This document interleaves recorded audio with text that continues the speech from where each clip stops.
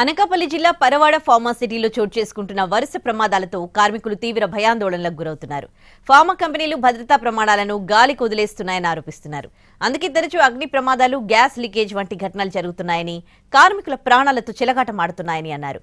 Safety ఆడిట్లు సక్రమంగా నిర్వహించకపోవడంతో pharma కంపెనీలు ప్రమాదాలకు నిలయంగా మారుతున్నాయని అంటున్నారు. మెట్రో కెమ్ ప్రైవేట్ లిమిటెడ్ ఫార్మా కంపెనీలోనూ రసాయనాలు నిల్వ ఉంచిన గోడౌన్లో కెమికల్ రియాక్షన్ వల్ల అగ్ని ప్రమాదం జరిగింది. పరవాడ ఫార్మా సిటీలో జరుగుతున్న వరుస ప్రమాదాలపై గ్రౌండ్ రిపోర్ట్ ఇప్పుడు చూద్దాం.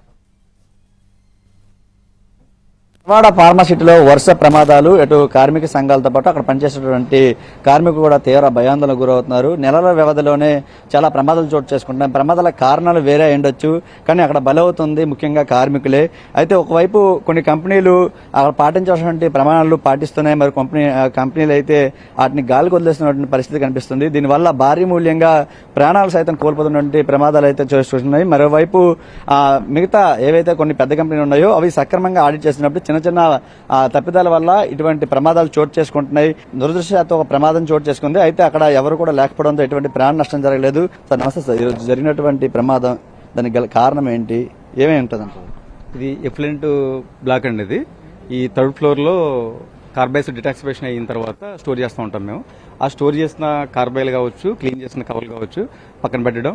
మనం ఈ కార్బైడ్స్ అన్ని కూడా రామ్కీకి డిస్కస్ చేస్తామండి. ఒకసారి డిటాక్సిఫికేషన్ ప్రాసెస్ అంతా అయిపోయిన తర్వాత యాజ్ పర్ మేనిఫెస్టో ప్రకారం పంపిస్తూ ఉంటాం.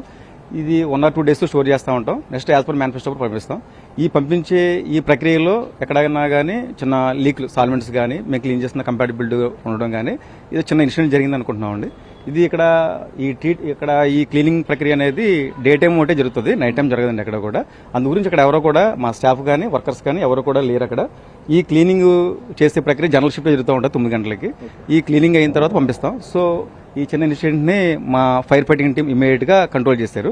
ఈ కంట్రోల్ చేయడం వల్ల ఎక్కడ కూడా ఎవరికి ఇంజురీ కానీ బర్నింగ్ కానీ ఏమీ లేకుండా మేము సేఫ్ జోన్ లో ఉన్నామండి. సార్ ఇప్పుడు అక్కడ మనకు కనిపిస్తున్నటువంటి గోడ అనేది ఉందో దానికి ఆనుకుని అలా కంపెనీలు కూడా చాలా ఇవి కూడా ఉన్నాయి, బిల్డింగ్స్ కూడా ఉన్నాయి. ఆ ప్రమాదం వెంటనే ఫైర్ యాక్షన్ జరిగిన వెంటనే రియాక్ట్ అయ్యింది. ఈ ప్రమాదం కూడా జరిగి ఉండేది కాదు. మరి దానికి సంబంధించి గతంలో కూడా ఇంకో ప్రమాదం జరిగింది, వెంటనే ఇంకో ప్రమాదం జరిగింది. ఏ విధంగా చూడాలంటే ఎటువంటి ప్రమాదాలు పాటిస్తున్నారు? దీని తర్వాత మోర్ సేఫ్టీ కింద మేము వెల్ ట్రైన్ కంపెనీ తీసుకున్నామండి, ట్రైనింగ్ పీపుల్స్ ని.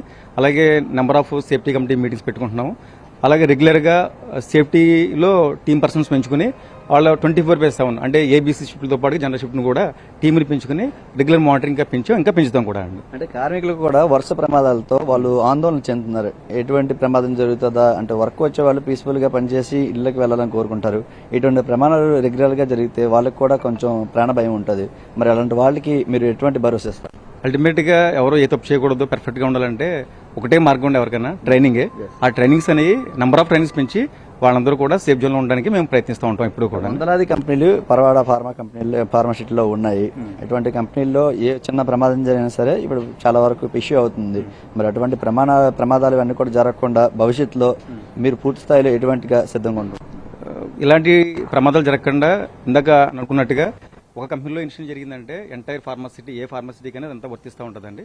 ప్రతి ఫార్మాసిటీలో జరిగిన ఇన్సిడెంట్ అందరికీ కూడా నేర్చుకోవడానికి ఒక అవకాశం అనుకోవచ్చు మనం.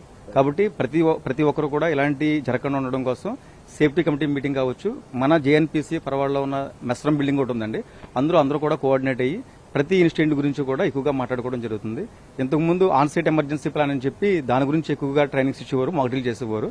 అక్కడి నుంచి అందరూ కూడా డెవలప్ అయ్యి ఫర్దర్ స్టెప్ లో కూడా ఆఫ్ సైట్ ఎమర్జెన్సీ ప్లాన్ అని చెప్పి సరౌండింగ్ కంపెనీలకు కూడా ఇంటిమేషన్ ఇవ్వడం. అలాగే కలెక్టర్ గారికి కానీ లేదా డిప్యూటీ చీఫ్ కానీ ఫైర్ డిపార్ట్మెంట్స్ కానీ అందరూ కూడా ముందుగానే అందరికీ మెసేజ్ ఇస్తున్నారు. మెసేజ్ ఇచ్చి ఈ టీంతో కోఆర్డినేట్ చేసి మాక్ డ్రిల్ చేస్తున్నారండి. ఫైనల్లీ మీ మెట్రో కెమ్ కంపెనీలో ఈ ప్రమాదం జరిగిందంటున్నారు. మరి ఈ ప్రమాదానికి బాధ్యులు ఎవరు? టెక్నికల్ గా జరిగిందంటారా, మానవ తప్పిదం వల్ల జరిగిందంటారా?